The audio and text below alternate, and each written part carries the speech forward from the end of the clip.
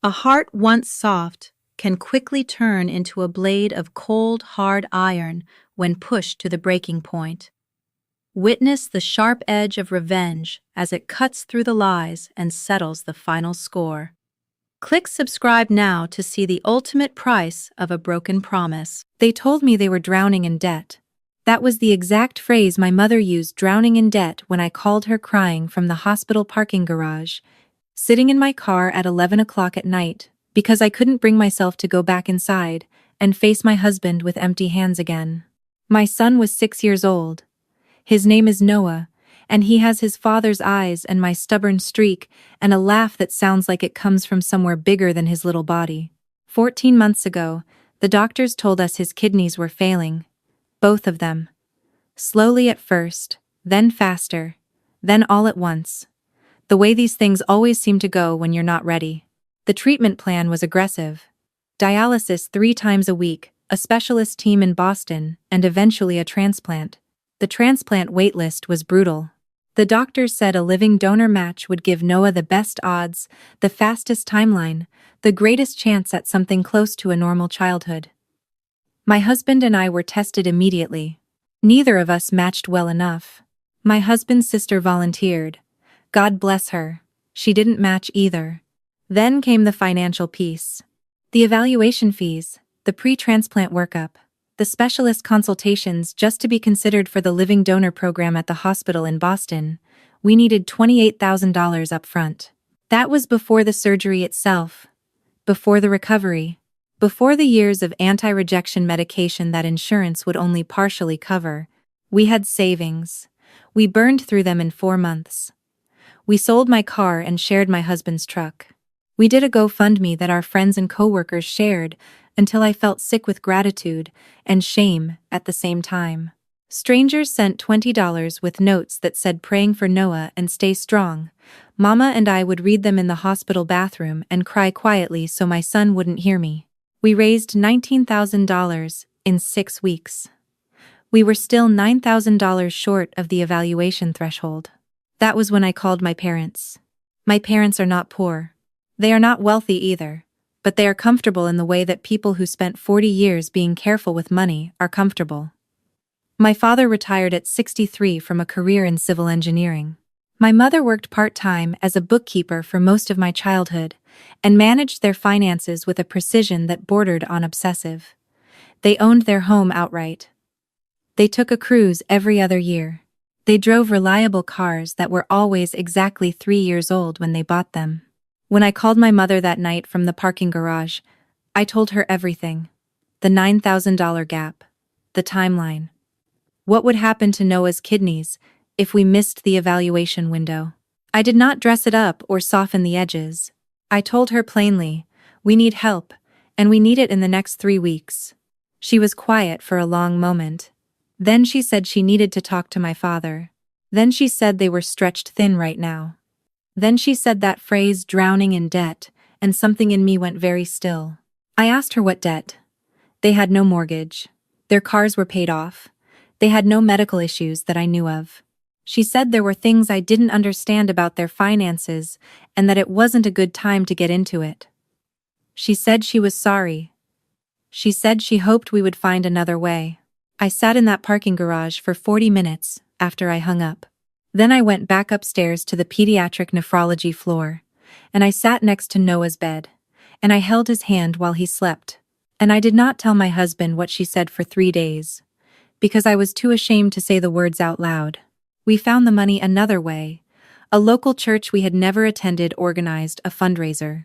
A man my husband worked with 15 years ago, someone he hadn't spoken to since, sent a check for $4,000 with a note that said, I heard about your boy. No strings. We hit the threshold 11 days before the window closed. Noah got his evaluation. He got on the list. 8 months later, 8 months of dialysis and hospital stays, and watching my son fight for his own body with a cheerfulness that wrecked me every single day, a donor match came through. Not a living donor. A deceased donor, a teenager from Ohio whose family said yes in the worst moment of their lives, and I will never stop being grateful for that yes as long as I live. Noah came through the surgery. He is doing well now. His numbers are good. He goes to school 4 days a week and complains about homework and wants a dog. And every single one of those ordinary things feels like a miracle I don't deserve. I want to tell you what I found out 6 weeks after Noah's surgery, because that is when everything changed. My brother, my younger brother, who is 31, and works in finance in Chicago, and has always been, let's say, the uncomplicated one in our family's story, closed on a house in the suburbs of Chicago. A 4-bedroom house with a finished basement and a yard. My parents flew out for the closing. My mother sent me a photo of them standing in the new kitchen, everyone smiling, a bottle of champagne on the marble countertop. I called to congratulate him, because that is what you do. He was excited, chatty, generous with details. He mentioned, almost in passing, that Mom and Dad had helped with the down payment. He said it like it was a small thing, a footnote. I asked how much. He paused. Then he said, I mean, they were really generous. They gave us $80,000. I remember the exact moment I heard that number. I was standing in my kitchen. I had one hand on the counter, and I could feel the edge of it pressing into my palm. $80,000. Given to my brother 6 weeks after my parents told me they were drowning in debt and could not help save my son's life. I did not say anything dramatic.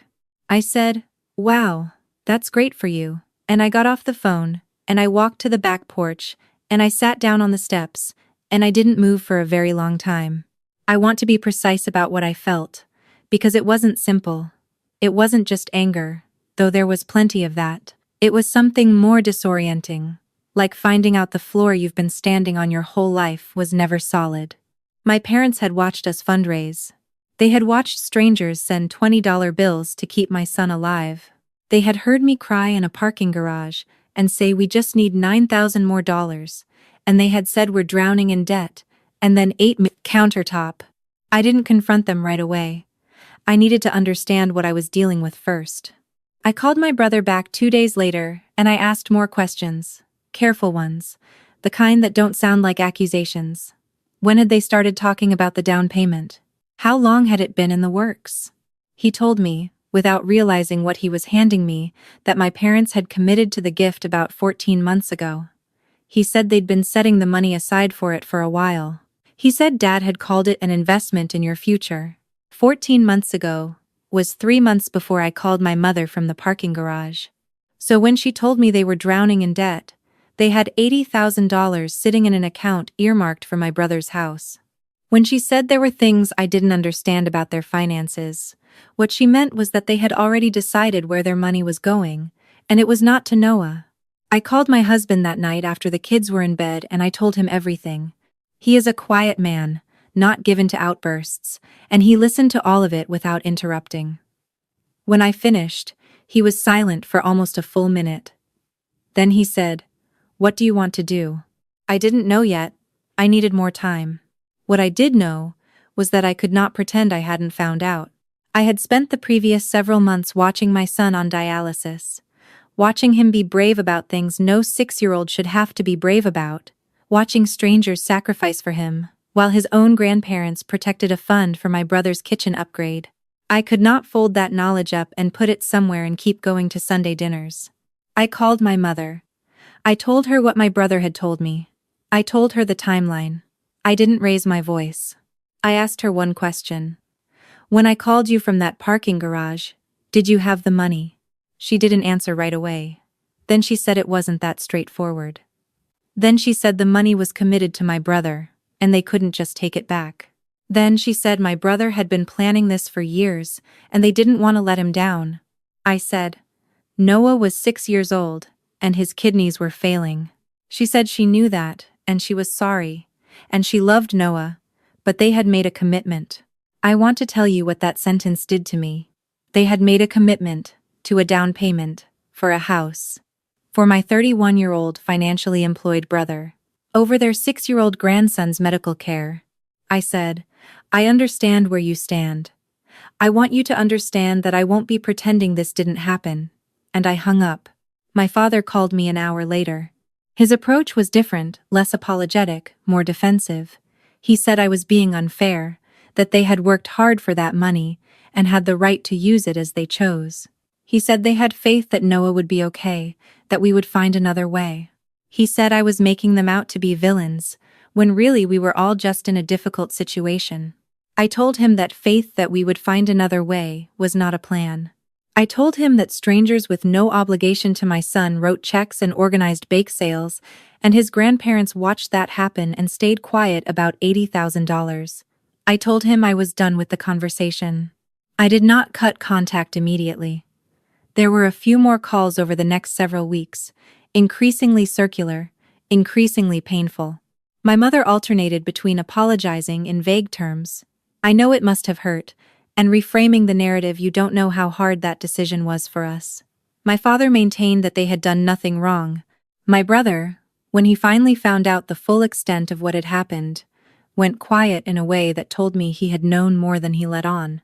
At Christmas I told them we would not be coming. My mother cried. My father sent a long email about family and forgiveness, and how holding on to anger would hurt me more than it hurt them.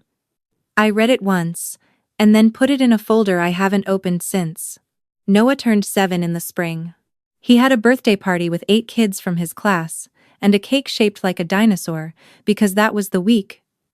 Dinosaurs were his entire personality, and he ran around the backyard with his friends, with both his kidneys working, and I stood on the porch watching him, and my husband came and stood next to me, and we didn't say anything. That was enough. That was its own kind of answer to a question I hadn't known how to ask. 18 months passed.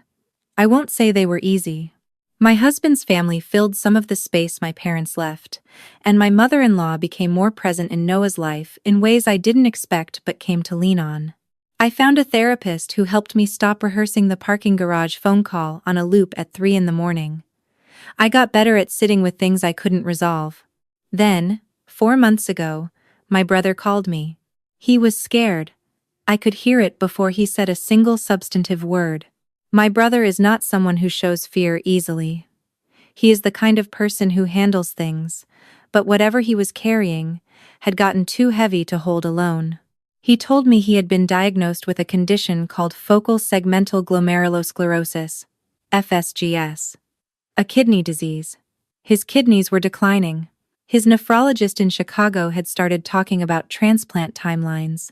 I sat with that for a moment. The specific, deliberate irony of it. My son's kidneys. Now my brother's kidneys. I am not a religious person, but I am also not going to pretend that didn't feel like something. He told me the doctors had tested our parents. Neither was a strong enough match. His wife wasn't a match. He had started the process of getting on the deceased donor list, but his doctors were recommending he pursue living donor options aggressively because his decline was faster than typical. Then he said my name. Then he said, "They tested me against your donor profile. You're a strong potential match." I want to tell you exactly what went through my head in the 10 seconds after he said that, because I owe you the honesty. Part of me, a part I am not proud of, but I am also not going to pretend didn't exist, felt a cold, complete satisfaction. Not at my brother being sick, never that. But at the shape of it. At the way the world had arranged itself into something almost too symmetrical to be accidental. My parents had chosen his future over my son's life. And now his future required something only I could provide. I told him I needed time to think. He said he understood. He sounded like he meant it. My parents called the next day. My mother, this time, didn't do the slow approach. She asked me directly to be tested, to consider donating, to please come back to us, all of it, let us fix this. My father got on the line and said things I hadn't heard him say before, things that sounded like accountability, even if they stopped just short of it. He said he knew they had been wrong. He said watching Noah's transplant from a distance had done something to him that he was still trying to understand. He said he was sorry. I believed that he meant it. In the way that people mean things when the consequences have finally arrived. I didn't give them an answer on the call. I talked to my husband that night for a long time, the kind of conversation where you keep coming back to the same few truths from different angles until you understand what you actually think. He told me he would support whatever I decided. He told me he loved me. He told me he thought I was a better person than he would be in this situation, which made me laugh in a way that released something tight in my chest. I talked to Noah. Not about all of it, he is 7, and some of this is not his story to carry. But I told him that Uncle was sick in a way that was similar to how he had been sick, and that I might be able to help, and that I wanted to know what he thought. He thought about it for a minute with that focused, serious expression he gets sometimes, older than his face. Then he said, "If you can help him, you should help him, Mom. It's not his fault his kidneys are bad. He is 7. He has better instincts than most of the adults in this story." I got tested. I am a strong match. I made my decision, and I want to tell you what it was and why. Because the why is the part that matters most to me. I am donating. Not because I have forgiven everything. Because I haven't. Not cleanly. Not yet. Not because my parents' apology erased what happened in that parking garage. Because it didn't. I am donating because when I look at my brother, I see someone who made a bad choice in a situation that our parents engineered, and who has been quietly carrying the weight of that since the day he found out the truth. I am donating because Noah told me to. I am donating because the version of myself I want to be does not let a person die to prove a point. But I am also doing it with conditions that I stated plainly to my parents and my brother. There will be no pretending. No returning to Sunday dinners where we act like nothing happened. If there is a relationship going forward, it is built on what is true. The money they gave my brother, the call from the parking garage, the GoFundMe and the strangers, and the 11 days before the window closed. All of it stays on the table. We talk about it honestly, or we don't talk at all. My mother agreed. My father agreed.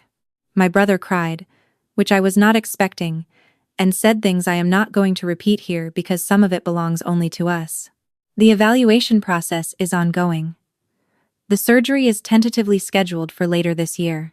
I am scared about it the way you are scared about any surgery, but I am also, underneath the fear, something that feels almost like peace. Not the peace of everything being resolved, because it isn't. The peace of knowing who I am when it gets hard. Noah asked me last week if Uncle was going to be okay. I told him I hoped so. I told him we were going to try our best. He nodded like that was the right answer, and went back to his dinosaur book. Every morning I watch him eat breakfast, and argue with his sister about which cartoon to watch, and I think about that teenager from Ohio, and about the strangers who sent $20 bills, and about all the ways people choose to show up for each other when it costs them something real. I think about what I want Noah to have seen, when he is old enough to understand the whole story. I want him to know that his mother was hurt, and stayed hurt for as long as the hurt was honest, and then made a different choice anyway. Not because the wrong was undone, because she decided what kind of person she was going to be on the other side of it. That is all I have. That is the whole story, or at least the part of it I know how to tell right now. The rest is still being written.